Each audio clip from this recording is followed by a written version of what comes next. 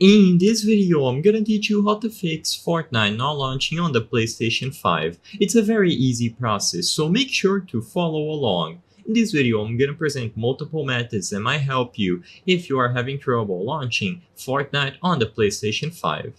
First, what you may try to do is check for any possible updates. This is by far the simplest way to fix any issues attributed to Fortnite not launching, and all that you have to do is go over to your games list and in there, select Fortnite through the options button and then check for update. If there is an update pending, you will be able to download the necessary files to play Fortnite. Sometimes, even though you might have automatic updates enabled, maybe it just doesn't get detected, so checking manually can help you if you are having trouble running an outdated version of Fortnite.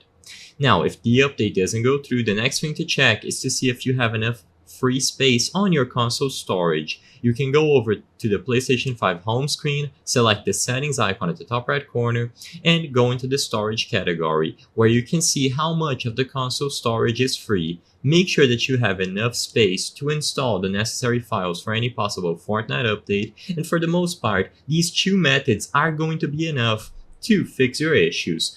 There isn't much that can go wrong when trying to run Fortnite on the PlayStation 5 as long as you are running the latest version of the game and you make sure that you have a stable internet connection. So you might want to check the network settings inside of your console, but for the most part, having the latest version of the game and a strong internet connection is going to be enough. These are all methods that you can do on your end. However, another thing to check is the Epic Games status, where you can see which servers for Fortnite are down. So if you go over to status.epicgames.com, you can check if any Fortnite servers are down, and if this is the case, you simply have to wait until Epic Games fixes the issue. For the most part, these aren't common occurrences, and like I said, if the servers are down, there is nothing that you can do on your end. You simply have to wait until Epic Games fixes them.